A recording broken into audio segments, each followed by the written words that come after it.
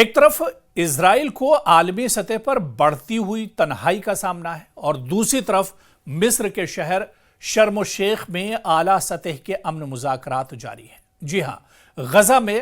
حالات کو پٹری پر لوٹانے کے لیے پہلے تو امریکی صدر ڈونلڈ ٹرمپ نے پیس ڈیل اور امن معاہدہ ایک طرح سے متعارف کرایا اور اس پر اسرائیل اور حماس دونوں سے یہ کہا گیا کہ وہ اب جنگ کے میدان سے ہٹ جائیں اور حملے روک دیے جائیں، جنگ بندی ہونی چاہیے اور جو 20 نکاتی امن معاہدہ جاری کیا گیا ہے اس پر دونوں ایک طرح سے عمل کریں۔ لیکن حالانکہ اس پر عمل تو نہیں کیا جا رہا، لیکن اس بیچ بڑی خبر مصر سے آ رہی ہے، جہاں پر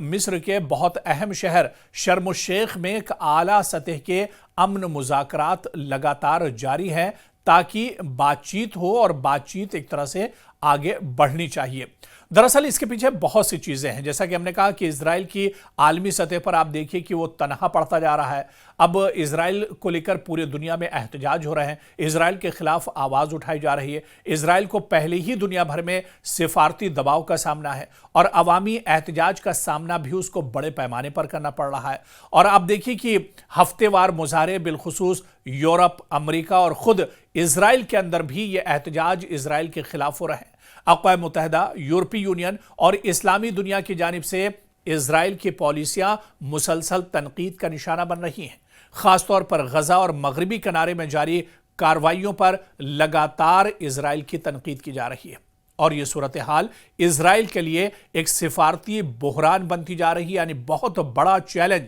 بہت بڑا جھٹکا ایک طرح سے اسرائیل کے لیے اسے مانا جا رہا ہے۔ اور اس کے علاوہ آپ دیکھیں کہ اس بیچ میں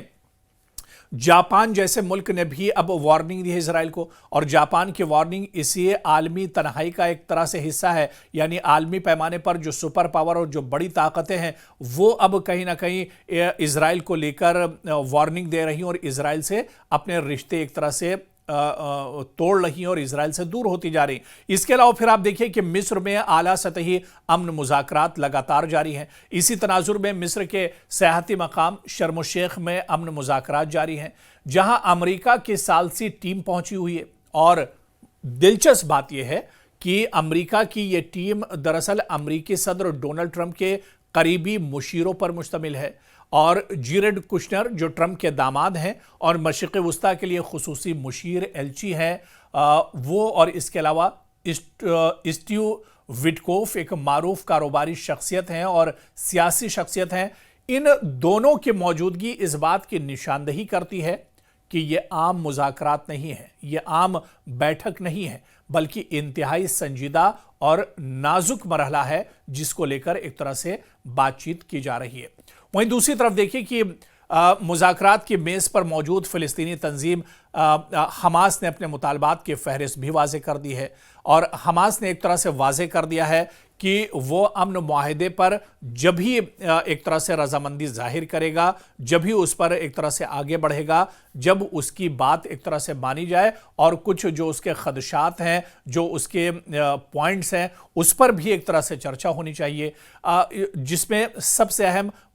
مستقل جنگ بندی ہونی چاہیے۔ دیکھیے، حماس کا یہ کہنا ہے کہ جنگ بندی صرف کچھ دن کے لیے، کچھ وقفے کے لیے، کچھ گھنٹوں کے لیے، کچھ مہینوں کے لیے نہیں ہونی چاہیے، بلکہ جنگ بندی اگر ہو تو مستقل جنگ بندی ہونی چاہیے، یعنی دوبارہ سے پھر جنگ خطے میں نہیں چھڑنی چاہیے، یعنی محض عارضی فائر بندی نہیں بلکہ مکمل اور دائمی امن ہونا چاہیے۔ اس کے علاوہ اسرائیلی افواج کا مکمل انخلا ہو، یعنی فلسطین کے وہ علاقے جہاں پر اسرائیل کا کنٹرول ہے، اسرائیل نے زور زبردستی سے قبضہ کیا ہوا ہے، چاہے ایک طرح سے مغربی کنارے کی بات کریں، اس کے علاوہ سے غزہ کی بات کریں، فلسطین کے اور دوسرے علاقے ہیں، تو ان علاقوں سے جو اسرائیلی فوج ہے اس کا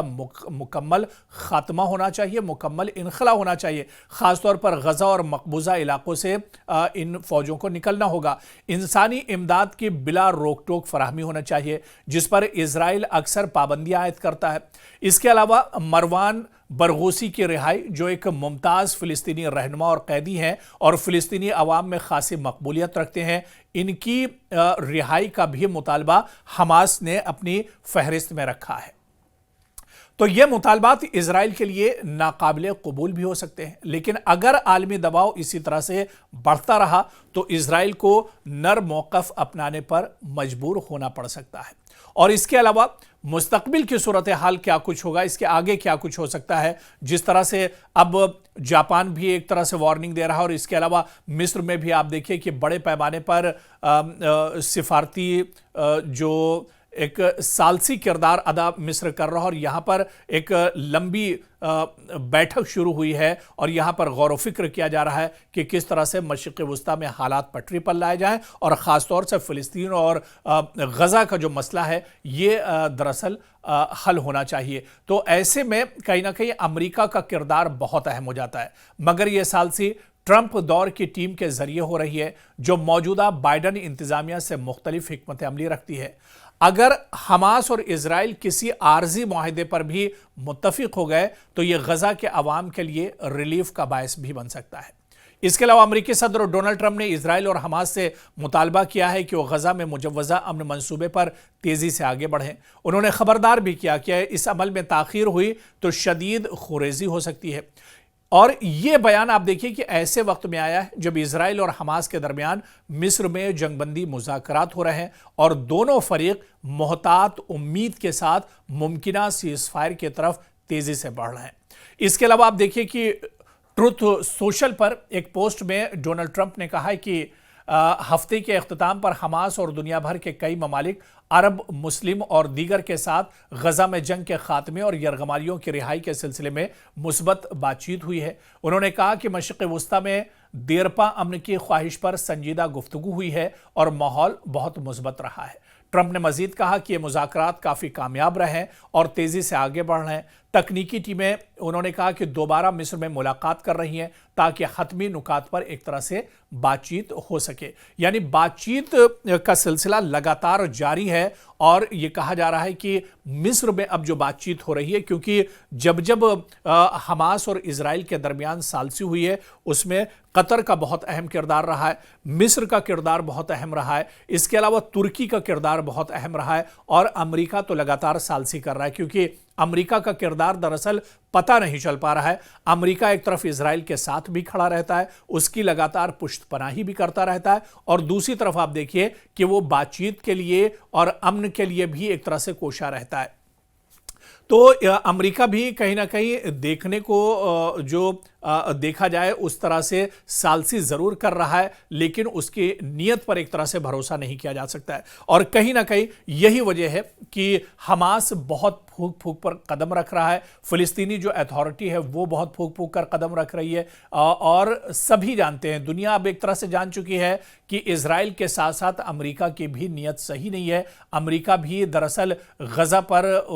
ایک بری نیت لگائے بیٹھا ہوا ہے، اور اسی وجہ سے کہا جا رہا ہے کہ ایک طرف اسرائیل پورے غزہ پر کنٹرول کرنا چاہ رہا ہے، بلکہ اسرائیل کی نیت تو مشرق وسطیٰ کے کئی اسلامی ممالک پر بھی ٹکی ہوئی ہے، اور اسرائیل دراصل اس کا جو خواب ہے گریٹر اسرائیل کا، اسے مکمل کرنے کی طرف یہ پیش قدمی ایک طرح سے ہوئی ہے، اور غزہ کی یہ جو پوری لڑائی ہے یہ اسی سے دراصل جوڑ کر ماہرین دیکھتے ہیں۔ تو ایسے میں آنے والے دنوں میں کیا شرم الشیخ میں مصر میں جو بڑی بیٹھک ہو رہی ہے، بڑی بات چیت ہو رہی ہے، ثالثی کے لیے ایک بڑی پہل ہو رہی ہے، کیا اس سے آنے والے دنوں میں کوئی امید افزا نتیجہ نکلتا ہے؟ کیا مشرق وسطیٰ میں جنگ رکے گی؟ کیا جو خون خرابہ غزہ میں ہو رہا ہے اس پر ایک طرح سے لگام لگے گی؟ کیا اسرائیل ایک طرح سے پیچھے ہٹے گا؟ یہ بہت اہم سوال ہے کہ کیا اسرائیل آنے والے دنوں میں پیچھے ہٹتا ہے، یہ دیکھنا بھی بہت اہم ہوگا، اور اس بیٹھک اور اس